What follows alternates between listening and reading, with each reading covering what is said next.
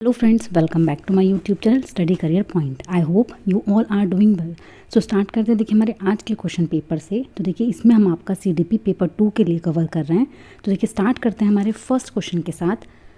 देखिए first question है, कथन है आपका, ज़्यादातर बच्चों के दूध के दांत 6 वर्ष की उम्र में टूट जाते हैं, परंतु किसी 5 या 7 वर्ष के बच्चे के दांत टूटने को असामान्य नहीं देखा जाता। देखिए ये जो कथन है आपको बिल्कुल सही है, क्योंकि देखिए बच्चे के जो दांत हैं वो 6 वर्ष की उम्र में टूट जाते हैं, लेकिन अगर वो एज आपकी 1 साल पहले या 1 साल बाद में हो जाती है तो क्या करेंगे, उसको असामान्य नहीं मानेंगे। ऐसा हो जाता है कि इस रेंज के बीच बच्चे के जो टीथ हैं वो क्या हो, ब्रेक हो जाएं। ठीक है, तर्क बोल रहा है आपका, हालांकि वृद्धि व शारीरिक विकास का क्रम सार्वभौमिक होता है। देखिए जो आपका फिजिकल डेवलपमेंट होता है, आपकी ग्रोथ होती है, वो क्या होती है, यूनिवर्सल होती है, लेकिन ये क्या होती है आपके, इसमें व्यक्तिगत विभिन्नताओं के अनुसार काफ़ी परास होता है। क्योंकि देखिए जो बच्चे की दर है वो क्या होती है, बच्चे की ग्रोथ पर भी डिपेंड करती है। ठीक है, उसमें इंडिविजुअल डिफरेंसेस पाए जाते हैं, तो यानी कि व्यक्तिगत विभिन्नताओं के अनुसार भी इस पर क्या होता है, इफेक्ट पड़ता है। तो ये आपका बिल्कुल सही है। ठीक है, तो यहाँ पर ऑप्शन नंबर 1 ए और आर दोनों सही हैं, और आर जो है वो सही व्याख्या करता है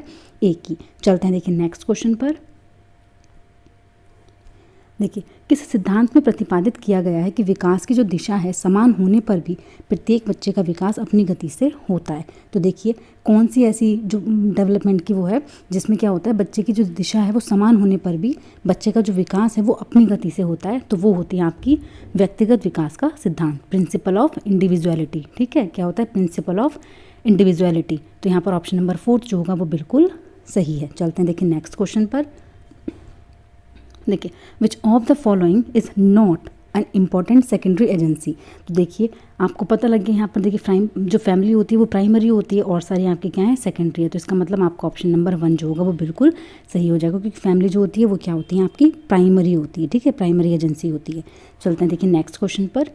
नेक्स्ट क्वेश्चन है, किस चरण में बच्चे न केवल वस्तुओं के संदर्भ में तर्क कर पाते हैं बल्कि प्रतिज्ञात्मक चिंतन करने में भी सक्षम होते हैं। देखिए कौन सी स्टेज है कि children can reason not just with object but with formally stated propositions. तो वो किस में होता है आपका, वो होता है आपका फॉर्मल ऑपरेशनल स्टेज में। यहाँ पर आपका ऑप्शन नंबर 4 जो होगा वो बिल्कुल सही हो जाएगा। किस में बच्चा करता है, वो स्टेज होती है आपकी फॉर्मल ऑपरेशनल। ठीक है, चलते हैं देखिए नेक्स्ट क्वेश्चन पर। देखिए पियाजे के अनुसार जन्म के बाद संज्ञानात्मक विकास की अवस्थाओं का सही क्रम कौन सा होता है। तो देखिए जीन पियाजे के अनुसार आपका जो फर्स्ट आता है वो आपकी कौन सी आती है। अब देखिए यहाँ पर आपके ऑप्शंस दिए हुए हैं, संवेदी अनुभव, प्रतिवर्तनीय मानसिक सक्रियाएं, परिकल्पनात्मक चिंतन, प्रतीकात्मक और सहज विचार। संवेदी अनुभव, प्रतीकात्मक, सहज विचार, परिवर्तनीय मानसिक सक्रियाएं या फिर परिकल्पनात्मक चिंतन। प्रतीकात्मक और सहज विचार, परिकल्पनात्मक चिंतन, संवेदी अनुभव और परिवर्तनीय मानसिक सक्रियाएं। परिवर्तनीय मानसिक सक्रियाएं, परिकल्पनात्मक चिंतन, प्रतीकात्मक चिंतन, सहज विचार और संवेदी अनुभव। देखिए इंग्लिश में देख लेते हैं इसको। तो देखिए यहाँ पर जो आपका राइट आंसर होगा, देखिए वो आपका क्या हो जाएगा, तो वो होगा, देखिए पहले बच्चे के क्या आते हैं, पहले आते हैं सेंसरी एक्सपीरियंस। क्या आते हैं, फर्स्ट आते हैं आपके सेंसरी एक्सपीरियंस। ठीक है, उसके बाद क्या आता है, देखिए उसके बाद आता है सिम्बॉलिक एंड इंट्यूटिव थॉट्स। ठीक है, उसके बाद क्या आता है, रिवर्सिबल मेंटल ऑपरेशन, और फिर आपका आता है हाइपोथेटिकल थिंकिंग। ठीक है, क्या आता है आपका, हाइपोथेटिकल थिंकिंग। देखिए हाइपोथेटिकल थिंकिंग जो है वो सबसे एंड में आती है, तो ये भी आपका गलत हो जाएगा, ये भी आपका गलत हो जाएगा और ये भी आपका गलत हो जाएगा। तो यहाँ पर ऑप्शन नंबर 2 जो होगा वो बिल्कुल सही आपका हो जाएगा। चलते हैं देखिए नेक्स्ट क्वेश्चन पर। देखिए जीन पियाजे के अनुसार अर्थपूर्ण संज्ञानात्मक विकास के लिए एक बच्ची को द्वितीय स्तर के अनुबंध करने चाहिए, हर कार्य के लिए पुरस्कार मिलना चाहिए, सक्रिय अन्वेषण के मौके मुहैया कराने चाहिए या फिर बारंबार वेधन और अभ्यास के लिए कार्य देने चाहिए। देखिए ड्रिल आपको नहीं करानी है। ठीक है, यहाँ पर हर कार्य के लिए पुरस्कार भी नहीं देना है, अनुबंधन करनी चाहिए।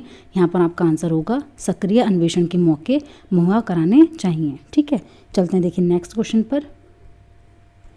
नैतिक विकास के कोल वर्ग के किस स्तर के अनुसार नियमों का पालन या अवज्ञा उनके अच्छे या बुरे परिणामों से निर्धारित होती है। देखिए गुड और bad determined by the consequences of obeying and disobeying rules.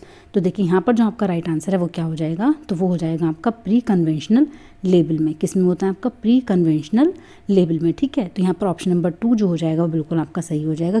Good और बैड आपके कब डिटरमाइंड होते हैं, तो वो होते हैं आपके प्री कन्वेंशनल लेवल में। ठीक है, किस में हो जाते हैं आपके प्री कन्वेंशनल लेवल में। चलते हैं देखिए नेक्स्ट क्वेश्चन पर।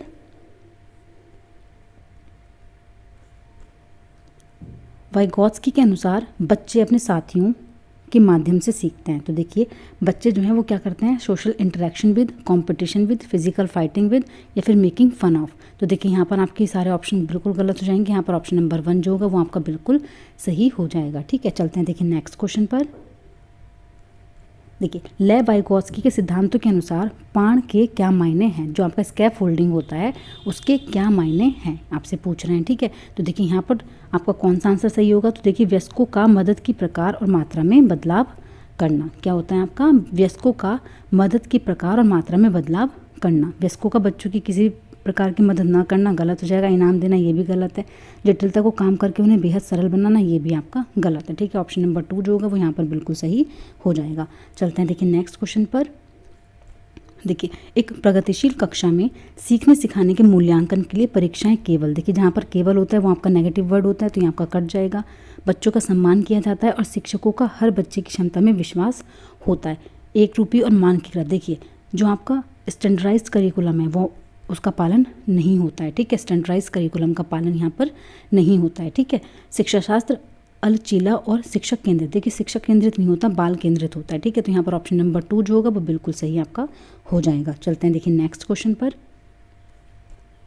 कौन सी अधिक बुद्धि वाले व्यक्तियों में प्राकृतिक रूपों जैसे जानवरों और पौधों की प्रजातियों और चट्टानों और पर्वत प्रकारों को वर्गीकृत करने की क्षमता होती है। तो देखिए कौन से, जिनमें क्या होता है, जिनमें स्पेशल वृद्धि होती है। क्या होती है आपकी, नेचुरलिस्टिक और इंटेलिजेंस। ठीक है, यहाँ पर देखिए जानवरों और पौधों की प्रजातियों, चट्टानों और पर्वत प्रकारों को वर्गीकृत करने की क्षमता कब आती है, तो वो आती है जब बच्चा क्या होता है, प्राकृतिक वृद्धि बच्चे के अंदर, प्राकृतिक बुद्धि बच्चे के अंदर होती है। ठीक है, प्राकृतिक बुद्धि बच्चे के अंदर होती है। तो यहाँ पर ऑप्शन नंबर 1 जो होगा वो बिल्कुल सही हो जाएगा। देखिए भाषा यहाँ पर नहीं है, म्यूजिकल यहाँ पर नहीं है और अंतर्व्यक्तिक यहाँ पर नहीं है। ठीक है, चलते हैं देखिए नेक्स्ट क्वेश्चन पर।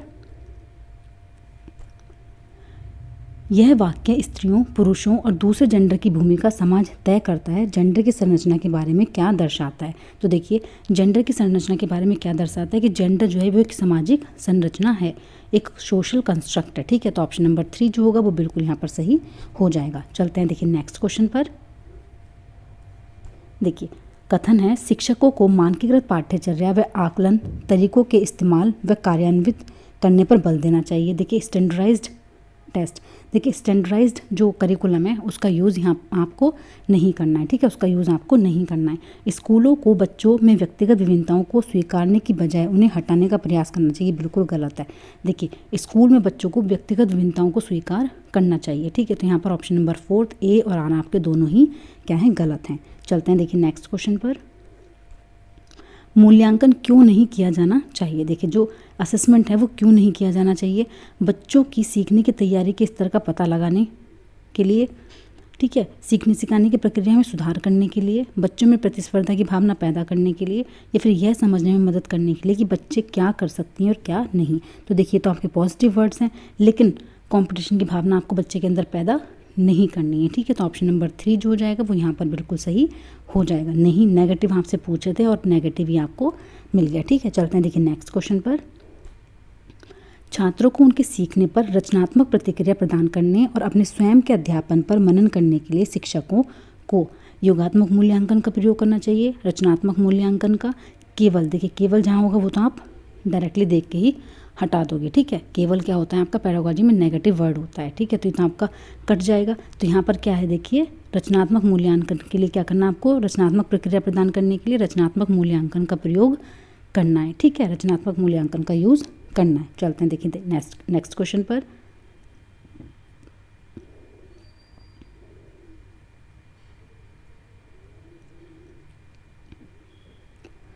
चलते हैं देखिए नेक्स्ट क्वेश्चन पर। समावेशी स्कूल की स्थापना में क्या शामिल है। तो देखिए समावेशी नामीकरण तो है नहीं, पृथक्करण भी आपका नहीं है। ठीक है, दोषारोपण का प्रोत्साहन ये भी नहीं है, बहिष्कार पर सवाल उठाना, क्वेश्चनिंग एक्सक्लूजन। ठीक है, बहिष्कार पर सवाल उठाना। तो ऑप्शन नंबर 1 जो होगा वो आपका बिल्कुल यहाँ पर सही हो जाएगा। चलते हैं देखिए नेक्स्ट क्वेश्चन पर। वंचित और वंचित पृष्ठभूमि के बच्चों को कक्षा की चर्चाओं में शामिल करना महत्वपूर्ण है, क्योंकि इन बच्चों पर दया करनी चाहिए और हमें उनके प्रति सहानुभूतिपूर्वक रवैया अपनाना चाहिए। प्रत्येक बच्चे को शिक्षा का अधिकार है और शिक्षक को सभी बच्चों को शामिल करना चाहिए, चाहे उसका सामाजिक, आर्थिक, सांस्कृतिक और धार्मिक संदर्भ कुछ भी हो। ठीक है, तो ऑप्शन नंबर 2 जो होगा वो यहाँ पर आपका बिल्कुल सही हो जाएगा। ठीक है, चलते हैं देखिए नेक्स्ट क्वेश्चन पर।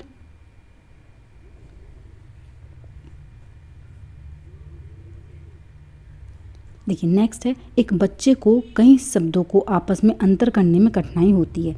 नमन और मनन, कलम और कमल, यह किसका विशिष्ट अभिलक्षण है? तो देखिए किस चीज़ का है, तो ये आपके डिसलेक्सिया का। ठीक है, किस चीज़ का है? डिसलेक्सिया का। देखिए डिसग्राफिया जो होता है वो लेखन में दिक्कत जब आपको आती है, डिसकैलकुलिया जब आपको गणित में दिक्कत आती है।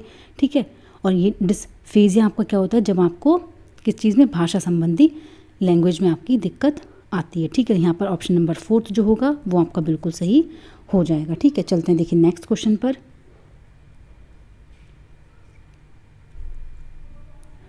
निम्नलिखित में से कौन सा शिक्षा शास्त्रीय प्रावधान एक विद्यार्थी जिसे कम सुनाई देता है की ज़रूरतों के अनुसार उपयुक्त समायोजन है? तो देखिए, शिक्षिका के पास बैठने की अनुमति देना, परिवेश की पृष्ठभूमि के शोर को कम करना, व्याख्यान प्रणाली का उपयोग करना, विज्ञप्ति पत्रक देना जिसमें आलेखी, आयोजक और संकल्पनात्मक चित्रण हो। देखिए किसमें, जिसे कम सुनाई देता है तो उसको क्या करेंगे, शिक्षकों के पास बैठने की अनुमति देंगे, बिल्कुल सही है।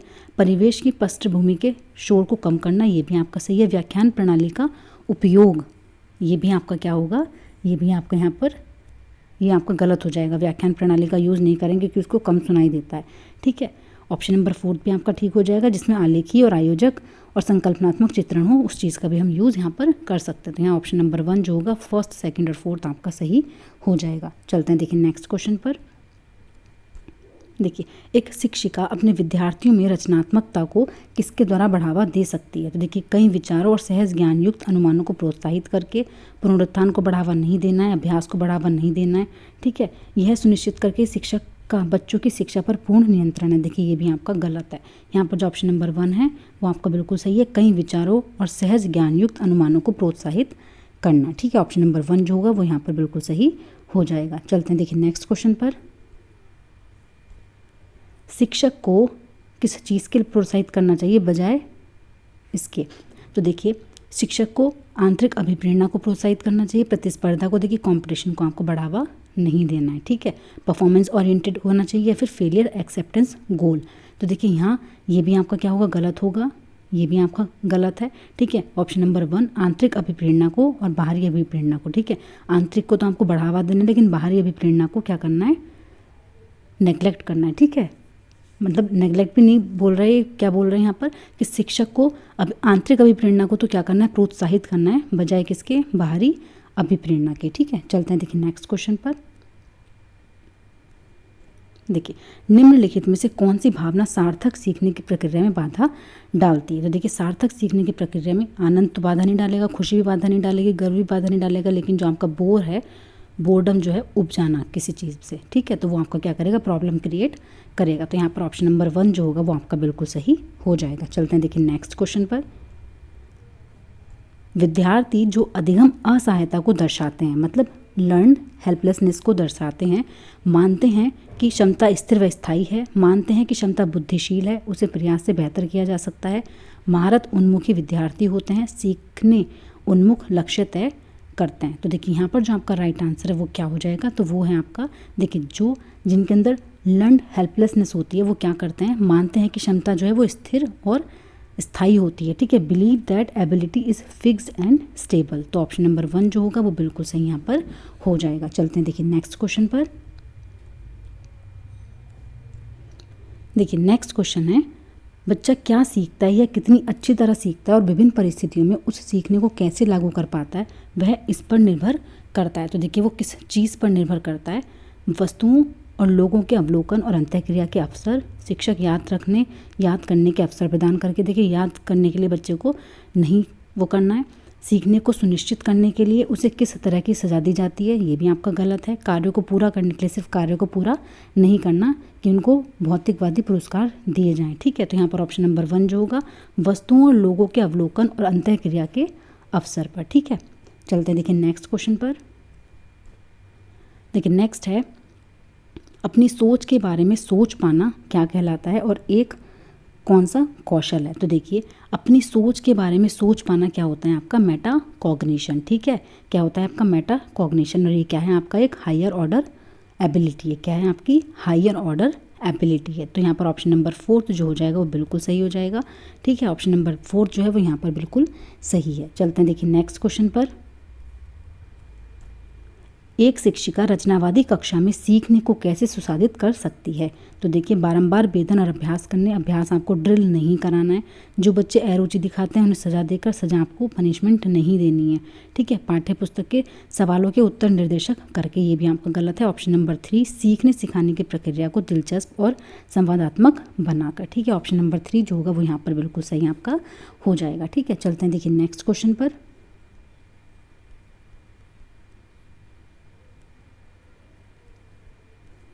देखिए नेक्स्ट है माध्यमिक स्कूली कक्षा कक्ष में एक शिक्षिका की प्रमुख भूमिका ज्ञान का स्थानांतरण और विद्यार्थियों के गलत उत्तरों को सही करना है। बिल्कुल गलत है।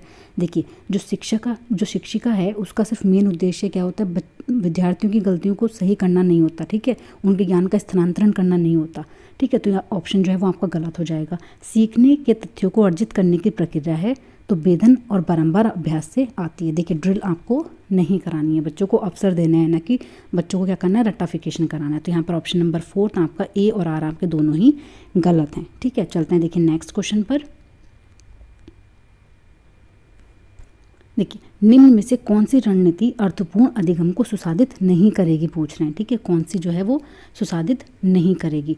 समकक्षी को समझाना, संकल्पनात्मक मानचित्रण बनाना, मानसिक चित्र व प्रवाह संचित्र बनाना, उदाहरण व गैर उदाहरण सोचना, खुद से सवाल करना, ठीक है। तो देखिए यहाँ पर कौन से जो है वो सुसाधित नहीं करेगी, तो वो है आपका देखिए समकक्षों को समझना, ये आपका कोई अर्थपूर्ण अधिगम में हेल्प नहीं करेगा। संकलनात्मक मानचित्र बनाना, ये भी आपका गलत है, ठीक है। मानसिक चित्र व प्रवाह संचित बनाना, ये भी आपका गलत है। उदाहरण और गैर उदाहरण सोचना, ये भी आपका गलत है। देखिए यहाँ पर कौन सा आपका अर्थपूर्ण अधिगम को सुसाधित नहीं करेगा, तो वो हो जाएगा आपका ऑप्शन नंबर 3 अच्छा खुद से सवाल करना, ये भी आपका इसमें नहीं होगा। तो यहाँ पर ऑप्शन नंबर 4 जो हो जाएगा वो बिल्कुल सही हो जाएगा, ठीक है। कोई भी जो है आपका ऑप्शन इनमें से ऐसा नहीं है जो क्या करे, आपकी लर्निंग को क्या कराए, अर्थपूर्ण बनाने में आपकी मदद करे, ठीक है। तो यहाँ पर ऑप्शन नंबर 4 जो हो जाएगा वो बिल्कुल सही यहाँ पर हो जाएगा।